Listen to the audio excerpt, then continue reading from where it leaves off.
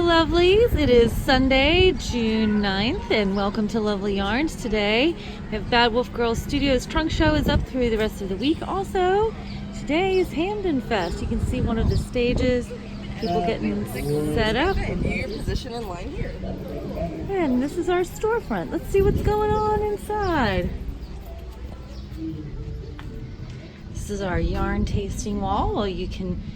Where you can get yarn by the gram, or you get a full quantity, so you can try all the fun fibers, all the fun buttons,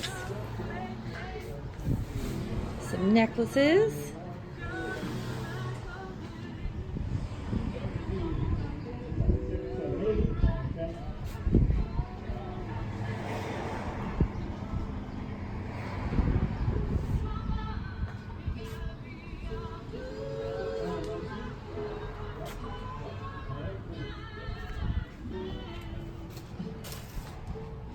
Of course, there's Angelina falling on the floor.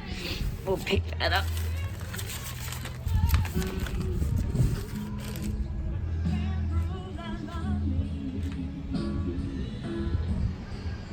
We have beads.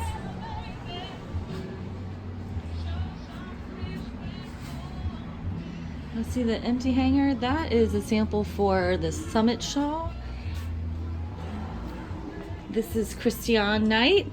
Hello. Say hi, Chris. Hello. And she has got her wheel set up. She's spinning. She has someone come in. She's going to show them how to set up their spinning wheel. So what are you spinning, Chris?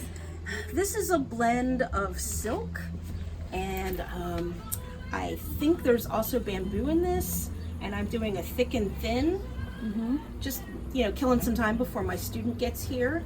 And I'm going to take this once I'm done and apply it with another bobbin of thick and thin. Ooh. I know, I wish you guys had touch-o-vision because this is super soft. Oh my gosh. Yeah. So soft. Yeah, it's silk laps, so it is super duper soft. And right now, got to keep my hands busy while I'm waiting, so this is a really fun technique to do. It's kind of mindless and fun. You just pull big tufts and let them be puffy, lumpy, bumpy, and when you apply this together with the other bobbin, it makes this really great thick and thin yarn that'll be super nice to touch. Awesome. So what would you make out of this? Oh, something that's gonna go up around your neck. Oh my goodness, it's gotta be nice and cushy. I would probably make a cowl or a very short scarf, or you could make a hat. That would be nice, but I think it would be kind of wasted. On your head it would be soft, but around here it would be like a big hug. Yeah. So, probably a cowl, just because I like that kind of comfort feeling. And this is not going to be a huge skein of yarn, but I could combine it with something else just to make it go a little further. This would also be fantastic to weave into something that you're going to wear, because it would make all those really great textures in your weaving. Yeah, and it is super soft. Now, what kind of wheel do you have today? This is an Ashford Kiwi. This is the old school Ashford Kiwi. They don't make this one anymore. They make now the Ashford Kiwi 3, which has a few improvements on it. This one, I'll stop for a second if you want to take a look at it. This one has the old flyer on it. The nice thing about these kind of spinning wheels, though, is that translates. It works the exact same way as the new version does. The only thing that's different on the new version is it has little sliders instead of hooks on the flyer. So how are the sliders an improvement? You can fill up your bobbin a little more fully, because by moving it in small increments rather than being stuck with where the hooks are on your flyer, you can actually fill it up a tiny bit more efficiently. I'm fine with the hooks though, because I like watching it fill up. It really doesn't matter. The hooks are so close together, it's not a big deal to me. Gotcha. So every time you wanted to get to a new point on the bobbin, you have to move the... Just like this, you have to take it manually and just move it down one. Oh, cool. So then when I start up, you'll see it'll start to fill up the next space. Oh. So it's not like when you're winding a ball of yarn, that moves evenly across. You have to manually tell it where to go on the bobbin. Exactly. If you use the ball winder and you didn't have that automatic guide, you would end up with one big blob on the bottom. Right. That's what happens with this kind of spinning wheel if you're not paying attention. You end up with a big blob on your bobbin And when you go to fill it up, you won't get quite as much on there. So did this come purple? No, I painted that with some house paint. It actually is an MDF wheel. The rest of it is some sort of New Zealand wood. I can't remember what.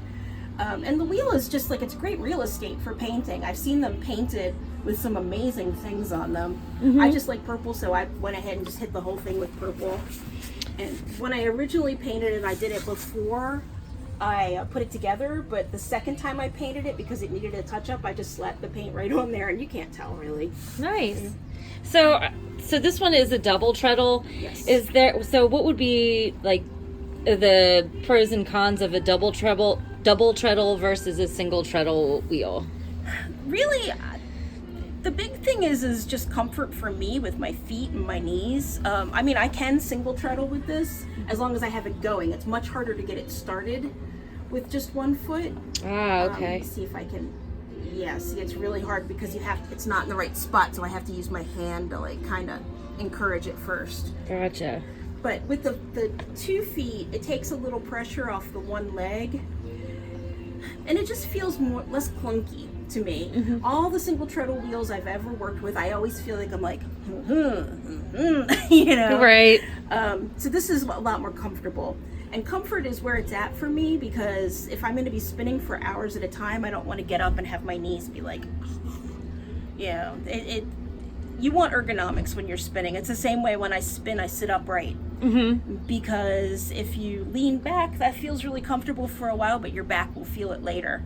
So it's better to just go ahead and bite the bullet and sit upright, you know. Awesome. And you are teaching a class here on the 15th, right? I am. Which class am I teaching on the 15th? You're teaching how to learn to spin on a wheel. Okay. On June 15th. Yeah, I am. I will have this wheel for students to try out, and they get all my attention for 3 hours while they learn all the basics of how to get it going, how to make a singles yarn, which is a single ply, how to control your spin, how to ply, and how to finish your yarn. And I talk a bit about like choosing a wheel, like what wheel is the right wheel for you too. And if you have your own spinning wheel and don't know how to use it, then you can bring it in and I can show you that and show you all the tricks for taking care of it as well. That's kind of what I'm doing today. I'll be helping my student figure out what to do with her wheel, like how to take care of it and how to set it up. Well, that sounds awesome. Thanks so much. Yay, thank you. Yay, and we will see you on June 15th from 12 to 3. Come spin with me. Yay!